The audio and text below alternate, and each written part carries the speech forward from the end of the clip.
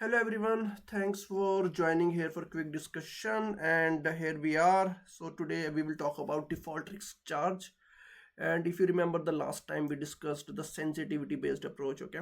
And in the sensitivity based approach of the FRTB, we discussed how much, what is the regulatory capital charge of my portfolio for small movements in the risk profile of my portfolio, right?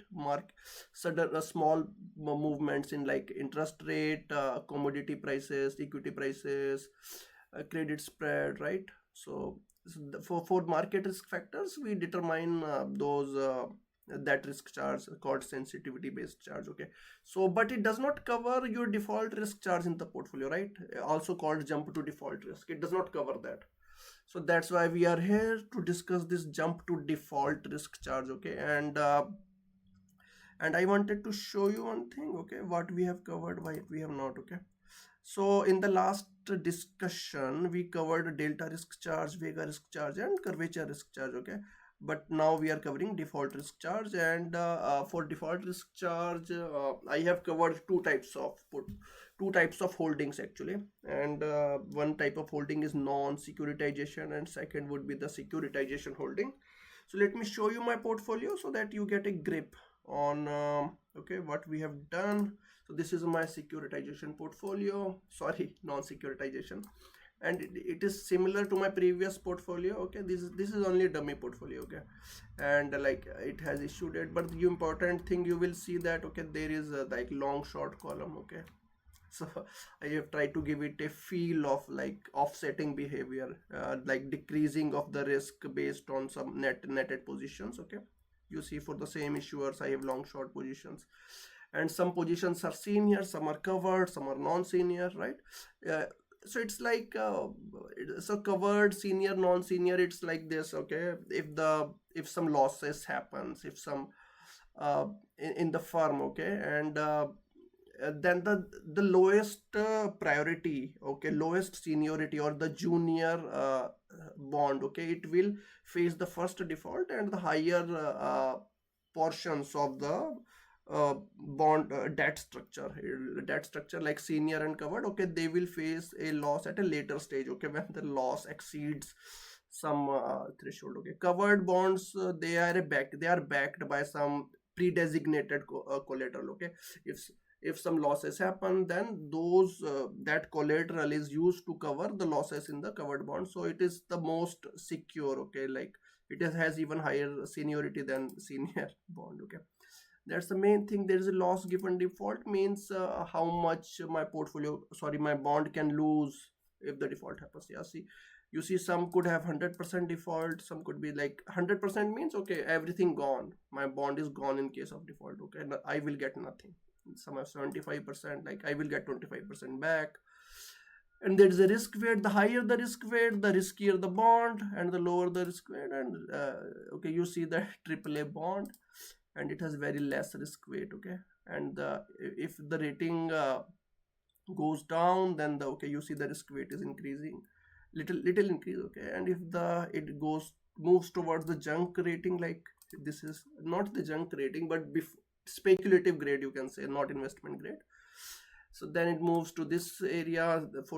For double B, it becomes like this. It is very speculative rating, and you see the risk weight is increasing, okay? Risk in the portfolio is increasing. And there is one equity holding here, so I wanted to show you that, okay, equity can also suffer from that jump to default risk, okay? Yes, there are two equity holdings. And let's see, so I think I have shown you everything. There is expected maturity and rating, the market value, okay? So let's go. And okay, so this is my non-securitization DRC approach. Let's call it a specification document, okay? So these are the columns that I showed you, okay? Notional is the notional of the position, like how much quantity of the bond you bought or loan you bought, okay? And how you calculate the gross JT, jump to default. So that is the process of calculating DRC, default risk charge, and it is nothing but market value minus notional. So all these are regulatory calculation, okay? You can easily find them uh, on the MAR 22 section. So that's how you calculate PNL of a position. Then you calculate gross jump to default. You see the market value comes into picture via this, okay? And if you believe that okay, LGD is 100%, then this, you know what this formula will converge to? Market value. It will converge to market value, yes, because PNL is like notional, sorry, market value minus notional, right? So notional will cancel out and you will get only market value. So so that's what you can lose. And but yes, LGDs can be different from 100%, okay? And so what if my maturity of my bond is less than 1 year? Then you scale, okay? So there is, suppose that you have a like a what you call a lower maturity bond, like 3-month bond. And then this 3-month bond, like money market instruments, okay?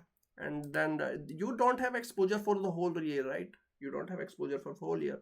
So then you have only 25% exposure for 3 months. Then okay, you scale this gross GTD by 25%, okay? Lesser risk, simple as that.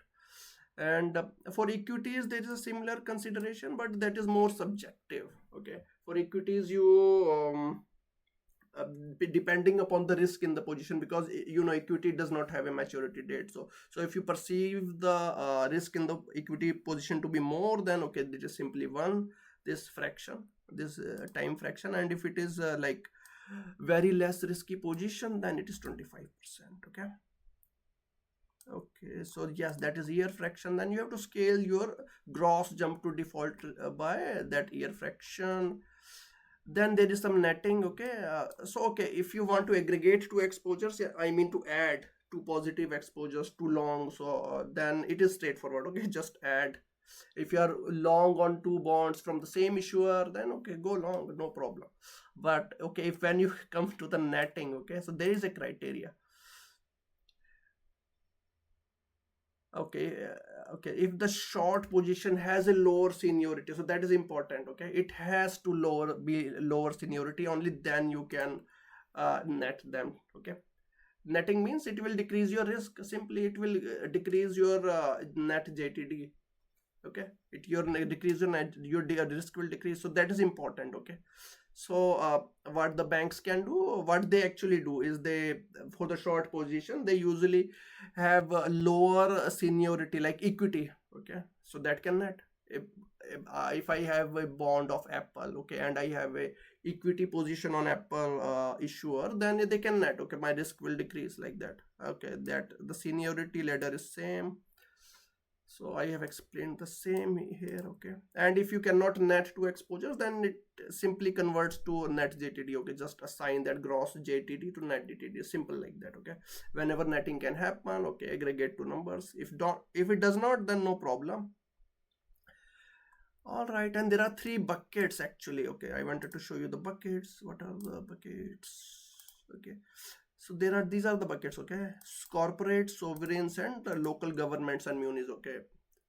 And so these local government munis are like from some local government, like Manchester Council Security, or Sydney Municipality Security, right? And sovereigns, you already know, bonds issued by India or US, or corporates like Apple bond, or I mean from Siemens, from Infosys, yeah, or even some manufacturer.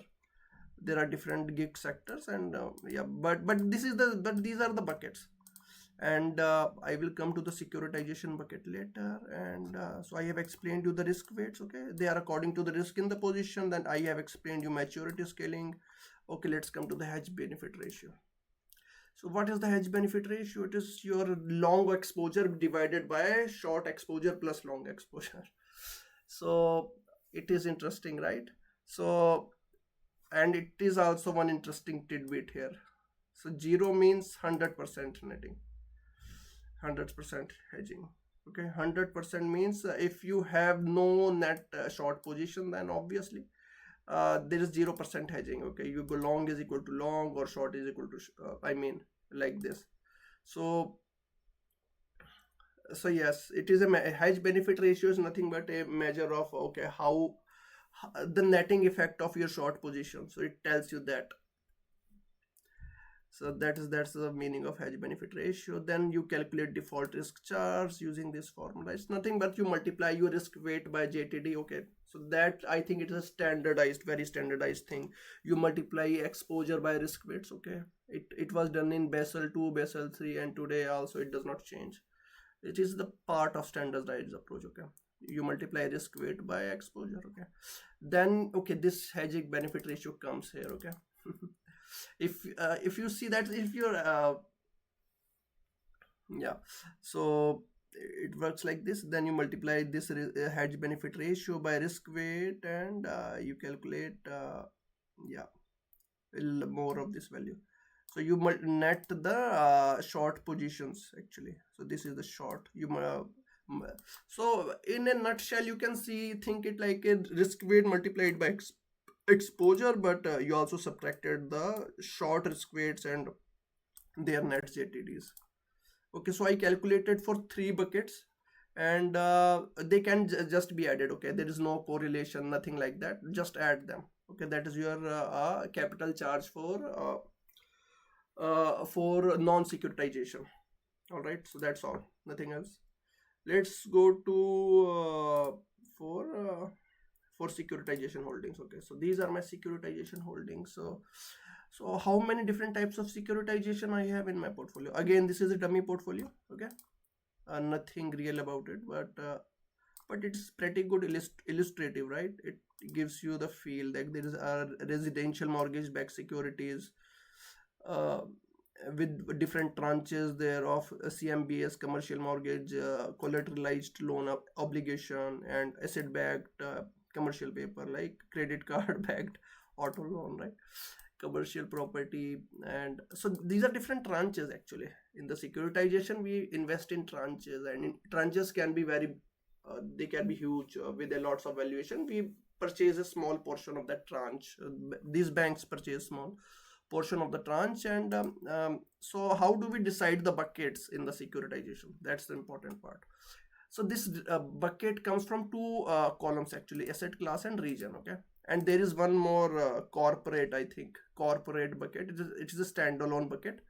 But in my portfolio, these are the two buckets, like MBS US, one bucket. Like you see, this is one bucket. Okay, CMBS US another bucket. But this, there is also like European region and then Asia Pacific region, if I'm wrong, not wrong. Okay, let's see how many. Okay, Europe, North America, and other. Okay, so and Asia also. So these are the different regions. Okay, so each combination gives you one bucket. All right, then there is the market value. Okay, one important tidbit here, one important thing. So notional does not come into picture. Okay, for securitizations, you forget notional. You can just multiply the market. Sorry, not multiply. Okay, your exposure is simply market value. Okay, no LGD, no notional. It's cool, right? Why there is no notional or LGD? Think about it. Because okay, the risk weights cover that. Okay, see the risk weights, huge gigantic risk weights. Okay, see these risk weights, and see the risk weights here, your non-securitization. Okay, see, they're childish. Okay, 30% for equity like B, very risky position, 30% risk weight. Okay, and when the risk is 0.5%, okay, or triple, and see the risk weights here. uh, so yes, obviously, what do you think?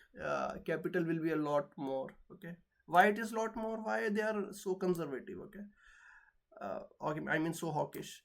They are conservative because yeah, securitizations have lots of risk factors, like they have huge correlation. Okay, when the defaults happen, they happen at the same time in multiple underlying collateral securities. Okay, if there is something bad is happening in the economy, like in 2007, okay, all the defaults happened at the same time. So they are very impacted by correlation. Okay, and when the so that's why, okay, impacted by correlation, so that's why a high risk weight, as simple as that. And they are also risky. Okay, okay, and the more risk weight, then okay, so let me go to the securitization. Okay, let me see if I forgot something to explain. Okay, then there is one more for the short-term exposures. This is for short-term exposure, long-term exposure, this risk weights. And the pool ID is important. It tells you the exact tranche. Okay, it tells you exact tranche, that this is my tranche. Okay, whether it tells you whether I can net or not. Simple as that. In this tranche, and it and what is the attachment and detachment point. These are the attachment and detachment points. So obviously if you have a, so if you want to net two exposures, okay, then they have to be same attachment and detachment point and the same pool ID. Okay, so that is the requirement. Okay, it's possible that they have different maturities, it's possible, but so this is the criteria: pool ID, attachment point and detachment point. Then you can net. Okay, you can decrease the risk in the portfolio. Okay, notional I have added, but it is not used. Okay, it is not useful, but expected maturity is useful. It gives you that truncated year fraction. Okay, that is important, just like for the non-securitization. And the rating is again important. You can take rating and go there. And big figure out risk weights. Okay, obviously ratings determine risk weights and buckets. And okay, so this is important. Okay, let's see the process. So this is securitization. Okay, so I explained you the file structure. Then we go to, okay, obviously I told you how to get the risk weights. Okay, based on rating, obviously. Okay, for short term, like short term, for like, I think for asset backed commercial paper, that is a short term security. And the ratings are also quite different from long term security. You will see like A1, P1, P2. So these, and again the risk weights are quite high, but not as high as like your long term, right? See, this is a short term security. Why would it have higher risk weights than these long term security? Okay. Now okay, so this is same actually. Calculation of gross GTD is same, but what I told you, it is again market value. No, you don't need to use notional. Okay, year fraction calculation is same. Then okay, the gross GTD, simply to get a gross. Okay, asset class, bucket, pool ID, trans type. Okay, it should be same. Okay, I think I forgot to add attachment and detachment point. Oh, so that is important. Okay, attachment point, pool ID, bucket, obviously it will be same if they have the same asset class. Okay, and the asset class will also impact your uh, the trans structure. So yeah. And so this is the process. I think it is same. It is very straightforward. uh, Calculation of net JTD, long or short, is I think same. Okay, it is same actually. Now we go to the next point. You get the net JTDs. Okay, remember, if you cannot net something, it simply gets assigned to the gross JTD. Sorry, then the gross JTD simply gets assigned to the net JTD. Okay, without any netting. Cool, is it not? Calculate risk weight for each. Yes, you have to calculate risk weight based on that mapping that I showed you, right? So this is the mapping from rating to risk weight. Okay. And okay, then you have to calculate the maturity weights. That's important. That you should know. Okay, so suppose you have a securitization which is maturing in 3 years. Then okay, the 50% gets allocated. 50% weights get allocated to 1 year maturity weight, 50% to the 5-year maturity weights. Okay, if your securitization security is maturing in like 8 months, okay, then 100% of maturity weight gets assigned to 1 year maturity weight. So it is important because the final risk weight. Okay, so these are not final risk weight here. Okay, so they gave you estimates of risk weights for the 1 year and 5-year maturity. And okay, one more thing I wanted to tell you. So this is non-senior, means mezzanine and junior. Okay, so I have considered mezzanine and junior tranches as non-senior, and they have very high UC risk weights. Okay, now net maturity 5. Okay, so yes, you get maturity weights, and then you multiply it with the risk weight, actual risk weight that you got from here, to get the final risk weight. Okay, so that's important. Okay, maybe that's not even final. Okay, it is telling you how to calculate the risk weight then. Okay, now go to the short term risk weight. Okay, so this was for long term risk weight, senior, junior. And then okay, tranche thickness is also important. Detachment minus attachment. The bigger the thickness, okay, the heavier the security and lesser the risk, right? Usually the equity, the bottommost tranche, it is the thinnest security, and thickest is your senior, okay, so obviously lesser risk, okay, because it will be wiped out, the thick tranche will be wiped out only by, like, if there is a very lot high risk loss, okay, if like, but a thin tranche like equity will get wiped out easily, okay. So that's the thing, that's why risk, okay, so it gets multiplied with your final risk weight, okay, like this. The tranche is also decides your risk weight. So that's why equity tranche has more risk than the senior tranche. All right, now the hedge benefit ratio is the same, okay, it tells you how the extent of netting, and this formula does not change. You just multiply risk weight by JTD and just net the short exposure, and you calculate it for all 6 buckets, and then you just add them, okay, no correlation, no netting, nothing, just add. Oh, okay, I had only 6 buckets, okay, but there are more. There are more actually. There are, because there are many different types of securitization, but sample portfolio which I used, it had only like 6 buckets. Okay, but if you can do it for 6 buckets, then you can do for like 24 buckets. All right, so that's all. I wanted to show you the. I have added all that in the bit bucket. Sorry, GitHub, and I have added the code here. So one is for securitization and one is for non-securitization. These are the pi, okay, the codes, and these are the readme files, okay. This is the same readme file I was showing you. This is the, and this is the holdings, okay, which I showed you. Okay, I have not shown you the results, okay. Let's see how, what was the risk charge, okay. Okay, non-securitization risk charge, okay, what was my risk charge?